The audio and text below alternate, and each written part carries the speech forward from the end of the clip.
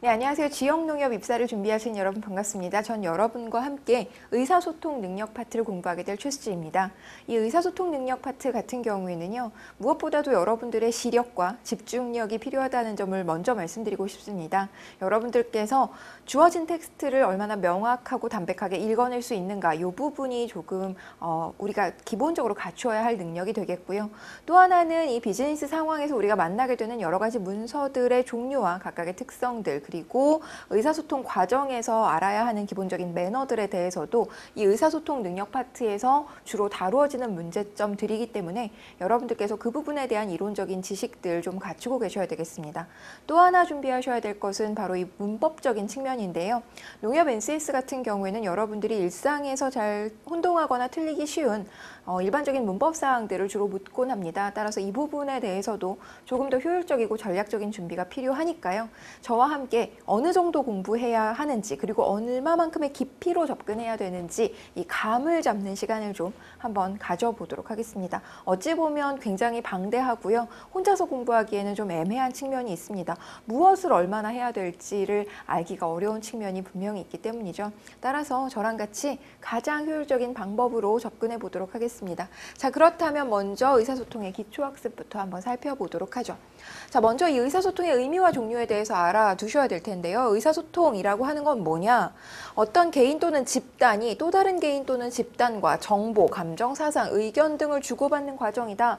1대1의 구도도 가능하고요. 1대 집단, 개인 대 집단 또는 집단 대 집단, 이 모든 것들이 다 의사소통의 범주 안에 들어간다라는 겁니다. 또한 우리가 비즈니스 상황에서 어떤 정보만 주고받을 것 같지만 사실은 어떤 감정이나 사상 또는 개인적인 그리고 주관적인 의견들을 주고받는 것까지가 모두 이 의사소통에 해당된다는 거 확인하셔야 되겠습니다. 자, 그 다음에 여러분들이 알아두셔야 되는 건 의사소통의 종류입니다. 의사소통의 종류는 크게 두 가지로 나뉘는데요. 첫 번째는 문서적인 의사소통입니다. 우리가 글을 가지고 하는 의사소통과 그 다음에 말을 통해서 이루어지는 의사소통, 두 가지로 나뉜다라는 거 반드시 알아두셔야 되겠고요. 이게 뭐 중요하다 덜 중요하다를 떠나서 일단 굉장히 문제로 자주 다루어지는 부분이기 때문에 여러분들께서는 출제 빈도 또는 출제 비중에 따라서 중요도를 매겨야 되지 않겠습니까? 따라서 이 문서적인 의사소통과 언어적인 의사소통 둘로 나뉜다라는 것과 각각의 문서적인 의사소통의 특징들 그리고 언어적인 의사소통의 특징들을 반드시 알아두셔야 될 텐데요. 문서적인 의사소통은 당연하게도 문서 이해 능력과 문서를 작성할 수 있는 능력, 즉 문서를 읽을 수 있는 능력과 쓸 수 있는 능력을 요구한다는 점에 비추어서 언어적인 의사소통 능력을 보면 잘 들을 수 있는 능력과 잘 말할 수 있는 능력을 요구한다라는 것 충분히 생각해 볼 수 있겠습니다. 또한 문서적인 의사소통 같은 경우에는요, 권위감이 있다는 장점이 있습니다. 뭔가 더 공적이고 뭔가 더 위계가 잡힌 듯한 느낌을 줄 수 있다는 거고요. 또한 정확성을 기하기가 쉽다는 거죠. 여러 차례 수정을 통해서 완성된 의사소통이 가능하기 때문에 언어적인 의사소통에 비해서 상대적으로 정확성을 기하기가 쉽다라는 점 알아두셔야 되겠습니다. 또한 전달성과 보존성이 좋다라고 하는 점도 여러분 기억하셔야 될 텐데요. 어떤 학생들 같은 경우에는 말로 하는 것이 좀 더 전달성이 좋은 것 같아 라고 막연하게 느낌으로 그렇게 알고 계시는 분들이 많습니다. 또 일상생활에서는 글보다 말이 더 잘 전달되는 것 같은 느낌을 가질 수도 있죠. 그러나 NCS 의사소통 능력에서는 문서적인 의사소통의 전달성을 언어적인 의사소통보다 훨씬 더 높게 평가하고요. 또한 보존성이 좋다는 것도 상대적인 장점이라는 것 알아두셔야 되겠습니다. 또한 언어적인 의사소통은 유동성이 있다는 건데요. 이것은 즉석에서 계속해서 말을 바꾸거나 수정할 수 있다라는 것을 의미합니다. 따라서 각각의 장단점이 있는 것이죠. 그러나 여러분들께서 혹시 그냥 상식적으로 또는 본인의 생각으로 대충 애매하게 잘못 알고 계셨던 부분들이 있다면 명확하게 정리하셔야 되겠고요. 단점은 혼란과 오해의 여지가 있다는 겁니다. 왜냐하면 즉각적인 피드백이 불가능하기 때문에 그냥 읽는 사람이 오해해버리면 그만이라는 거죠. 반면에 언어적인 의사소통 같은 경우에는 정확성을 기하기가 어렵다라는 측면에 있어서 역시 여러 차례 수정을 거듭하거나 하기가 어렵기 때문에 이러한 단점이 있다. 있다는 것 여러분들이 이론적으로 알아두셔야 되겠습니다. 기존의 상식하고 조금 달라지는 측면이 있다 하더라도 이론적으로 알아두셔야 된다라는 것 확인해 주셔야 되겠고요. 그 다음에 두 번째, 의사소통의 방해 요인과 이를 극복하기 위한 노력도 역시 이론적으로 알아두셔야 되겠습니다. 여러분들의 실제 생활이라든가 기본적인 상식이라든가 이런 것하고 약간 맞지 않는 측면 또는 표현이 조금 어색한 측면이 있다 하더라도 여러분들께서 어찌됐건 시험을 위한 공부이기 때문에 반드시 이론적인 정리가 필요하다는 점 다시 한번 말씀드리겠고요. 먼저 첫 번째로 의사소통의 방해 요인에는 이런 것들이 있습니다. 우선적으로 일방적으로 말하고 일방적으로 듣는 무책임한 마음이 바로 이러한 의사소통의 방해 요인이 된다는 것이죠. 그런데 이런 무책임한 마음은 의사소통 기법이 미숙하거나 또는 표현 능력이 부족하거나 또는 이해 능력의 부족으로부터 나온다라는 겁니다. 여러분들께서 이러한 상황을 무책임한 마음이라는 표현으로 정리했다는 것과 그리고 이런 무책임한 마음은 무엇으로부터 나온다? 이러한 기법과 능력의 부족으로부터 나온다라는 것을 명확하게 암기를 하셔야 되겠습니다. 이것이 우리가 일상에서 구사하는 표현과는 조금 다를 수 있는데요. 어차피 우리 지금 시험 공부하고 있는 거잖아요. 달달달 암기 해주셔야 된다는 점 말씀드릴게요. 두 번째, 전달했는데 아는 줄 알았는데 라고 착각하는 마음이 또 의사소통의 방해 요인이 된다는 거죠. 그래서 평가적이면서 판단적인 태도를 보이거나 또는 잠재적인 의도가 있을 때 이런 착각하는 마음이 든다는 것이겠고요. 무의식적으로 착각을 유도한다는 것이죠. 따라서 이러한 의도가 착각하는 마음을 불러일으키고 착각하는 마음이 들었을 때 의사소통의 방해를 받더라라는 것을 기억하셔야 되겠습니다. 세 번째는 말하지 않아도 아는 문화에 안주하는 마음이 바로 문제가 된다라는 겁니다. 과거의 경험, 지난번에도 그랬잖아 라든가 아니면 선입견과 고정관념, 당연히 척하면 척이지 뭐 이런 식의 어떤 기본적인 고정관념들이 안주하는 마음을 갖게 하고요. 안주하는 마음이 바로 의사소통의 방해 요인으로 작용한다는 것이죠.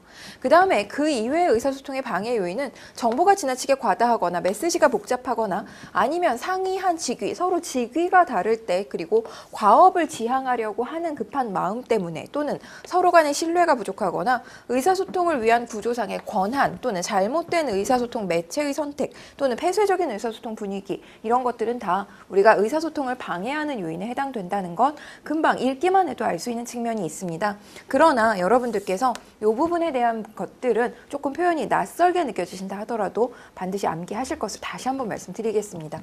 자, 그렇다면 확인 문제 한번 보고 넘어가도록 하죠. 다음 중 의사소통의 방해 요인이 아닌 것, 이해 능력이 부족하거나 표현 능력이 부족한 것 역시 의사소통의 방해 요인으로 방금 확인했고요. 평가적이면서 판단적인 태도 역시 적절하지 않은 의사소통의 방해 요인이 된다는 걸 확인할 수 있었습니다. 선입견과 고정관념 역시 마찬가지죠. 그러나 사실대로 말하는 솔직함은 의사소통의 방해 요인으로 언급된 것이 아니기 때문에 정답은 5번이 되어야 되겠고요. 나머지 것들이 어느 부분과 일치하는지 반드시 하나씩 매칭해보는 시간을 가지셔야 되겠습니다.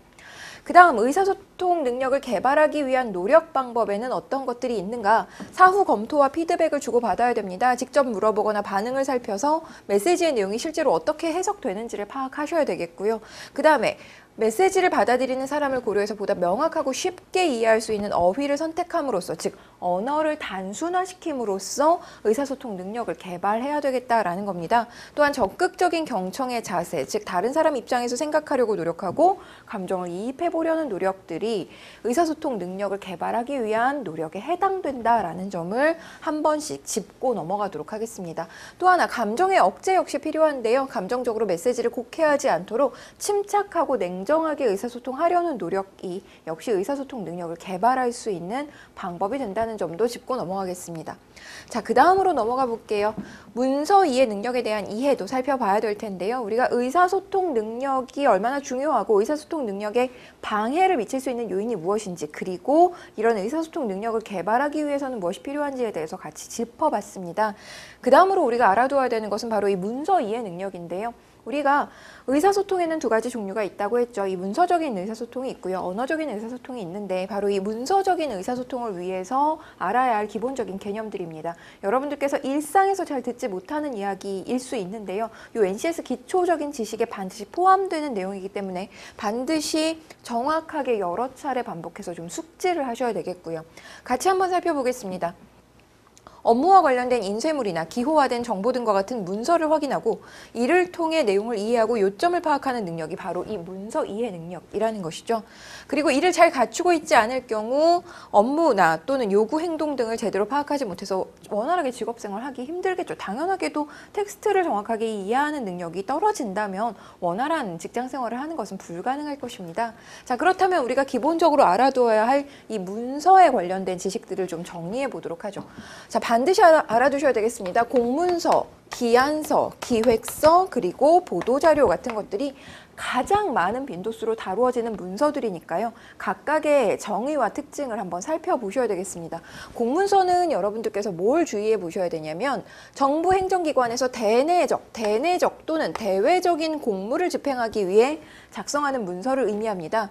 즉 행정기관에서 대내적으로 공무 집행을 위해서 만들어지는 문서라고 하는 건 각 부처별로 어떤 문제점이라든가 또는 어떤 안건 같은 것들을 이동시킨다거나 아니면 어떤 자료를 주고받는다거나 할 때 우리가 대내적으로 공무를 집행한다라고 볼 수 있겠죠. 또는 부처 내에서도 당연하게 이런 공무가 집행 가능해질 것이겠고요. 따라서 이 대내적인 업무 같은 경우에 공문서를 통해서 이루어진다는 점 확인하셔야 되겠고요. 또 하나는 이 대외적인 공무도 공문서를 통해서 이루어진다는 겁니다. 예를 들어서 정부 어떤 기관이 대학의 어떤 연구 용역을 한다라든가 아니면 어떤 물품을 구매하느라고 어떤 기업에 접촉한다든가 이런 식의 과정에서 정부기관과 정부기관이 아닌 곳과의 어떤 커뮤니케이션은 바로 이런 공문서를 통해서 이루어진다는 점 확인하셔야 되겠습니다. 대내적인 것과 대외적인 것을 모두 포함한다는 거 알아두셔야 되겠고요. 기한서 같은 경우에는 회사 업무에 대한 협조를 구하거나 의견을 전달하기 위해서 작성하는 문서라는 점 꼭 기억하셔야 되겠습니다. 기획서는 기획의 내용을 전달하고요. 상대방이 해당 기획을 시행하도록 설득하기 위해 작성하는 문서입니다. 즉 쉽게 말하면 돈을 쓰게 하기 위한 문서를 기획서라고 생각하시면 되겠습니다. 보고서는 특정한 일의 현황이나 또는 진행 상황, 그리고 연구 및 검토 결과 등을 보고하기 위해서 작성하는 문서이고요. 보도자료는 정부기관이나 기업체 등이 자신들의 정보를 기사로 내기 위해서 언론을 상대로 작성하는 문서라는 점에서 특이점이 있으니까 반드시 살펴보셔야 되겠습니다. 다시 한번 정리하면 공문서는 정부기관에서 만드는 문서인데요. 그들끼리 의사소통하기 위해서 또는 대외적인 공무를 위해서 만드는 문서가 공문서이고요. 기한서는 어떤 회사 업무에서 협조를 구하거나 또는 의견을 전달하기 위한 문서를 기한서라고 한다는 점. 기획서는 기획의 내용을 전달하고 상대방이 그 해당 기획을 이행하도록, 예를 들어서 광고 기획서 같은 경우에는요. 클라이언트에게, 광고주에게 우리 광고 이렇게 만들 거예요. 이런 광고 기획안 좋죠. 요거로 채택해 주세요. 라는 의도를 가지고 만드는 문서가 바로 이 기획서가 되겠고요. 보도자료는 언론을 상대로 하는 문서라는 점을 기억하셔야 되겠습니다. 자, 그 다음에 또 하나 여러분들께서 부가적으로 알아두시면 좋은 게 비즈니스 레터와 비즈니스 메모, 설명서, 그리고 자기소개서 같은 것들이 있는데요. 중요도는 요 설명서 정도만 중요도가 높은 설명서 정도만 한번 보도록 하겠습니다. 상품의 특성이나 작동 방법, 작동 과정을 소비자에게 설명하기 위해서 작성하는 문서, 핸드폰 사용 설명서, 냉장고 사용 설명서, 이런 것들이 우리가 업무 과정에서 자주 접하게 되는 문서 중에 하나이다라는 점을 기억하시면 되겠습니다. 자, 그렇다면 다음 중 회사 내에서 업무에 대한 협조를 구할 때 뭐가 필요하다라고 말씀드렸죠? 그렇죠. 기한서가 필요하다라고 했던 거 기억하셔야 되겠습니다. 따라서 이 정도 수준의 문제 또는 이 정도의 지식을 가지고 있어야 풀 수 있는 문제들이 나오니까요. 여러분들께서 각각의 문서의 특징과 각각의 문서의 정의 정도는 반드시 숙지하는 시간을 가지셔야 되겠습니다.